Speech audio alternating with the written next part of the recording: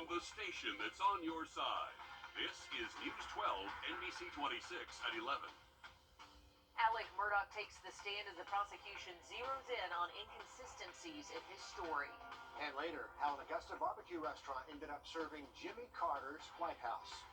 But up first, for the second day today, Alec Murdaugh facing questions about his movements the night his wife and son were shot and killed. As Kate Beck reports, the prosecutor also challenged Murdaugh about the inconsistencies with his memory the night of the murders. When accountability is at your door, Mr. Murdaugh, bad things happen. In the hot seat for a second day, Alec Murdaugh facing a blistering cross-examination. The second that you're confronted with facts that you can't deny, you immediately come up with a new lie. Isn't that correct? I would disagree with that proposition that you're putting out. Prosecutors hitting hard on Murdaugh's timeline inconsistencies on the night of the murders, and Murdaugh pushing back in his own defense, even becoming combative when challenged on his memory of finding his wife's body. And you're dang right, I remember why I went to her and for what reason. So the only thing you're concerned about is yourself. Answering some questions with clear certainty, addressing his 20-year addiction to opioids, admitting he had pills in his pocket even as he spoke to investigators the night of the murders. So you're taking 60 a day or something like that? There were days where I took more than that. There were days I took less than that. And at other times appearing unsteady, struggling with answers about why after he'd returned from the kennels to the house close to the time of the murders, his phone was tracking 70 steps a minute as he was placing several phone calls in a row. Did you get on a treadmill? No, I didn't get on a treadmill. Jog in place? No, I didn't jog in place. No, sir, I did not do jumping jacks. Prosecutors replaying for the jury Murdaugh's interviews with investigators, statements that Murdaugh now admits were lies. I stayed in the house. Other than lying to them about going to the kennel, I was cooperative in every aspect of this investigation. Very cooperative, except for maybe the most important fact of all, that you were at the murder scene with the victims just minutes before they died. The prosecution's repeated message to the jury, Murdaugh lied often and lied to many. You're able to just do that so easily and so convincingly and so naturally, don't you? That's not for me to judge. That's true. In a brief redirect, Murdaugh's defense team pointing to phone data showing Maggie's phone, which was thrown by the roadside, was never moving in sync with Alex at any point after the murders. Murdaugh again denying he's a killer. If I was under the pressure that they're talking about here, I can promise you I would hurt myself. He goes on to say hurt himself before he would ever hurt his wife or his son in the rest of that. So Murdaugh is also charged with about 100 other crimes, from stealing from clients to tax evasion. And if convicted of most of those financial crimes, he could spend decades in prison. And the defense hopes to rest their case by Tuesday, which means the jury will begin deliberation sometime next week. Weather forecast in just about 10 minutes. The Richmond County Sheriff's Office is asking for your help to find this woman. Bertha Lewis was last seen on Lake Ontario Drive driving a silver Hyundai Sonata with Georgia tags. She's about 5'2", and her family says she might be suffering from dementia. Officials say her car was last seen around 1 o'clock today on Braun and 5th Street. So if you see her, call the Richmond County Sheriff's Office with the number on your screen. A man already in prison will face even more prison time after being convicted of an ATV death 3 years ago.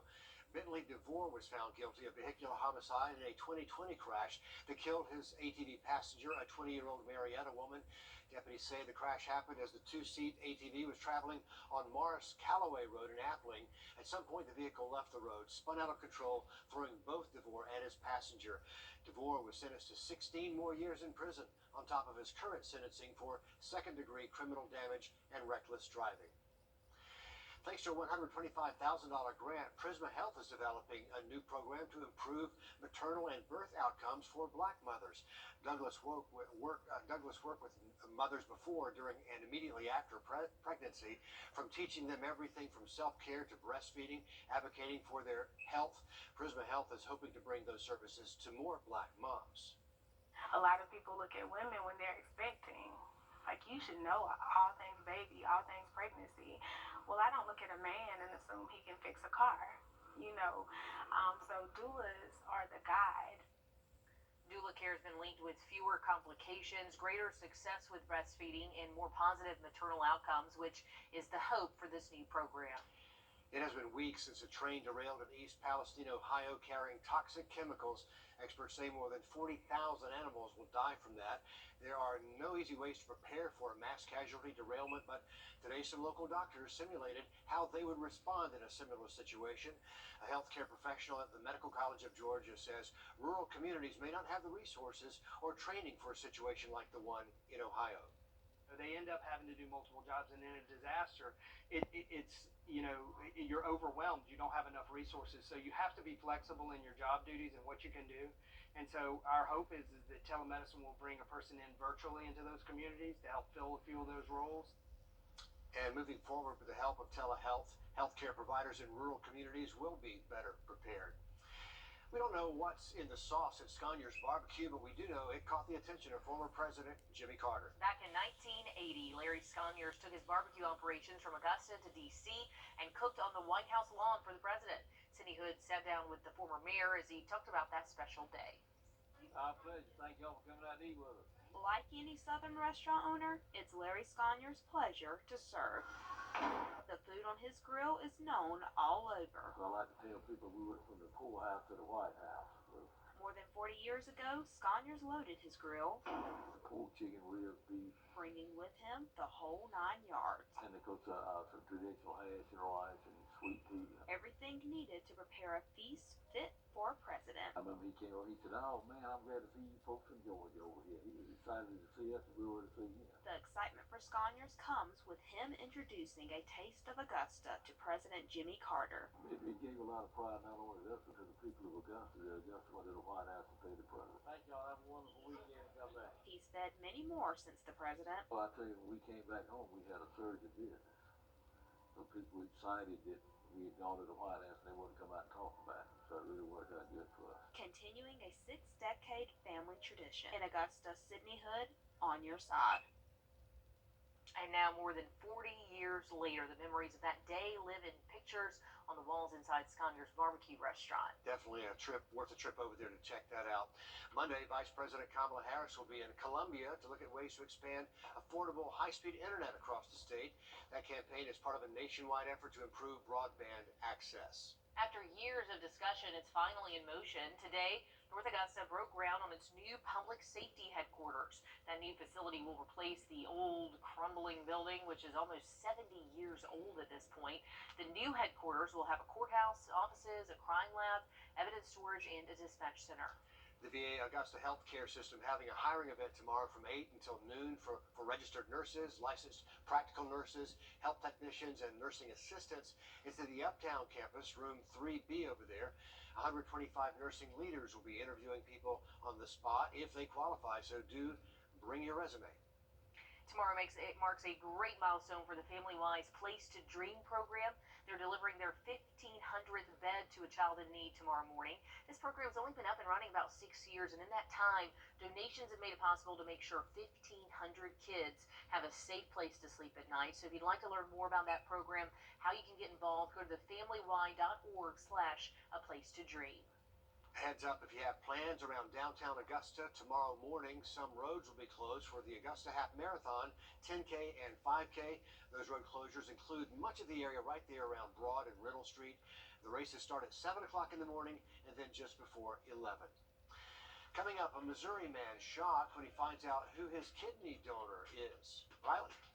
Well, we are still tracking some rain across the region into tonight, but drying out as we head into the weekend forecast. We'll have a full look at it just after the break. Through the weekend. A Missouri man gets another chance at life thanks to a kidney donation. The priceless gift was something John Ivanowski did not see coming. Here's what he had to say when he found out who his anonymous donor was, his dog. I was upset, but I'm so grateful. It's just hard to describe. Hard to describe, but the emotion on John Ivanowski's face says everything. I can't stop crying. He goes, I knew you were up to something. And I said, well, I'm always up to something. That something began brewing in Delaney Ivanowski's mind more than a year ago after after doctors told her father he had an immunoglobulin A deficiency system to attack his.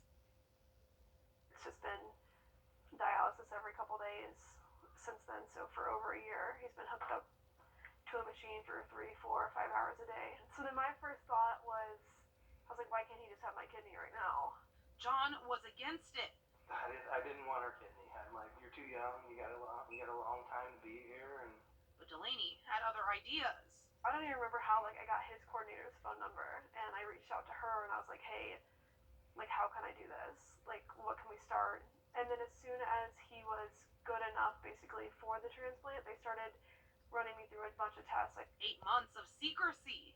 Oh my God. Are you kidding me? All leading to this moment on February 16th. I didn't find out until the day of surgery. After we were post-op, she opened the door and came through, and I was just like, oh my Lord. A moment tugging millions of heartstrings after Delaney posted the video on TikTok, asking each of her followers to donate $1 for her family's medical costs. And I thought, why not reach out to social media? And I got a way bigger response than I ever was expecting to. Are you now grateful that you did it, or? Oh, I'm so grateful. Not to be hooked up to the machine anymore and be able to do what I need to do or what I want to do, it's just going to be, it's a big relief. This father not only relieved, but taking a new lease on life thanks to his daughter. It is one of the greatest gifts you can ever give. And Delaney says this experience will be an unforgettable one. Truly selfless. When we come back, believe it or not, this new horror film called Cocaine Bear is based on a true story right here in Georgia. Yeah, but how true? We'll talk about that. And as we head for a break, a live look at San Francisco tonight and your winning lottery numbers.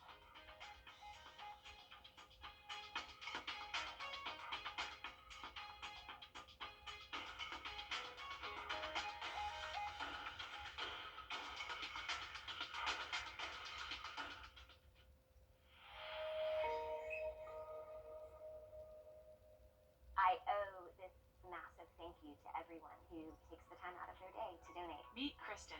She's alive today thanks to around 25 lifesavers who donated blood. I often think about it in the little things, like we celebrate her birthday, or it's a pretty day outside. At the Blood Connection, we believe that lifesavers like the ones who donated blood and saved Kristen's life deserve to be thanked and rewarded from the time you walk in the door until the time you leave. Come donate blood and save lives with the Blood Connection and find out what it really means to be rewarded. To high interest rates. Months after 4 students were murdered, the University of Idaho plans to tear down the house where it happened.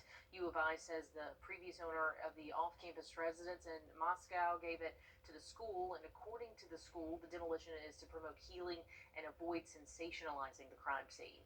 Plans are also in the works for a memorial garden to honor the victims. In addition, the school's working to establish scholarships in each of their names. New cell phone video showing Alec Baldwin firing weapons on the set of Rust just days before the shooting death of the film's cinematographer. The video released by the Santa Fe County Sheriff's Office. In the clips, Baldwin is seen firing blanks towards a woman recording.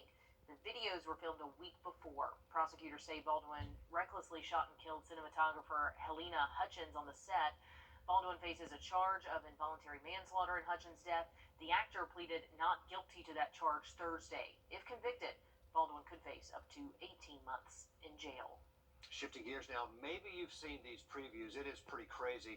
A new movie out in theaters. To sports, the North Augusta girls basketball team, they're going to state. Dan's been in Greenville all day long, has the full recap of the Lady Jacket State semifinal showdown with Wade Hampton next in sports. This may sound for you. So thank you. We hope you like your work.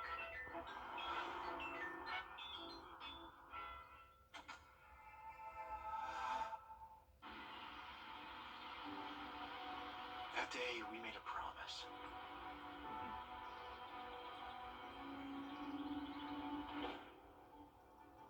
A promise that we made for a lifetime. She gave life new purpose. But beautiful things begin to grow. She knows how to keep the party going and is always up for the challenge. Her smile and her dance moves fuel me every day.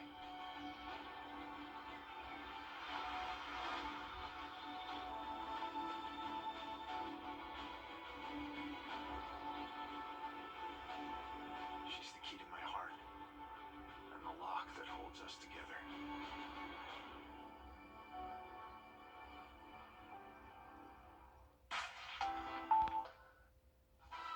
On your sideline, sports brought to you by the Hawk Law Group. Good evening, everyone. The North Augusta girls basketball team has been on a mission all year long to avenge last year's loss in the state championship game. After another impressive season, the Lady Jackets found themselves right back in the state semifinals for the 7th time in the last 8 years. Wade Hampton is the team standing in North Augusta's way, and after getting off to a hot start, the Lady Jackets saw their 8-point first quarter lead evaporate in the blink of an eye.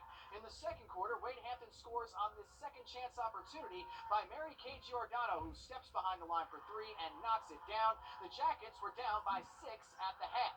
Let's fast forward to the fourth quarter. North Augusta kept chipping away at that lead, and they find freshman forward Selena Grant in the corner. She is cash from 3, and just like that, the Lady Jackets have a 2-point lead. The Jackets were hustling to every loose ball in the closing minutes. Grant dominated this game with her relentless rebounding, and it paid off with this and one right here. Now they're up by 3. And with less than 2 minutes to go, Kennedy Wright says, "Give me that." And she gets the and one to boot right there. North Augusta dug deep and found a way to snatch victory from the jaws of defeat, 58-50. This excellent execution down the stretch by the Lady Jackets helped them punch their ticket to state for the 6th time in the last 7 years. I'm actually really happy, but it's not over. We have another game to win. We have to win this state. Well, I think it took a lot of heart. I thought we were kind of down there through the game, and at the end they stepped up and showed courage and then worked through it and didn't get down on themselves. We made some mistakes throughout the game, but they held it together at the end and we paraded. This team is loaded with young talent from top to bottom, and when it mattered most, Selena Grant led the way with 24 points and countless big plays down the stretch. Just come and play Texas basketball. I couldn't do it without my team, without them motivating me, never giving up. Nobody ever gave up. Nobody ever dropped their head. Came out there in the second half, knew what we had to do. We was down, knew we had to do it and come back and play. Yeah, I was a little nervous at first. We started off a little slow, but as the game was going on, we had to pick up and play good, play hard, and know that if we wanted to make it to the championship, then we had to take care of that game first. This team has used the successful history of this program to motivate them the entire season. And after all their hard work, they're going back to state with a chance to win North Augusta's 5th state title and put their names in the history books. The state championship game between North Augusta and Westwood will take place on March 2nd at USC Aiken. Reporting from Bob Jones University in Greenville, Dan Booth on your side. All right, thanks, Dan, for covering that game for us, and big congratulations to the North Augusta girls basketball team there. If you plan to head up to the lake this weekend, we are seeing good fishing weather, mostly dry Saturday and Sunday. Now look at that full 7-day forecast just after the break. Clear is good, sanitized is better. Well, as suspected, Chick-fil-A's new cauliflower chicken sandwich is dividing fans. The plant-based sandwich was introduced in just a few locations earlier this month. While some customers are super appreciative of the new menu variety, others say the company is moving away from its core value by trying new fads, despite not containing any meat. Chick-fil-A says the sandwich is not considered a vegetarian option because they cook it in, well, I thought they cooked it in peanut oil, but they say because of its cooking environment, so maybe it's could be handled with the look. I mean, that looks delicious. It's fried by our friends at Chick-fil-A. It's got to be pretty good. It looks deceptively delicious. Maybe that's That'll what they should put on it'll screen. make for some great April Fool's jokes. I'll tell you that. Absolutely. Got you Chick-fil-A sandwich. Jokes on you. It's cauliflower. But I mean, why would you mess up a good thing? They got a good thing going. No need to. Well, they're looking for the healthy people who are concerned about. But if you're going to fry that is not the healthy. That meal is not for the healthy. Yeah. Okay. All right, we were talking about the peach trees. These are our last freeze days for us here in Augusta. The last couple of years, our last freeze hasn't happened since about the first week of April. So keep your fingers crossed for those peach trees. Yeah, we need them to stick around.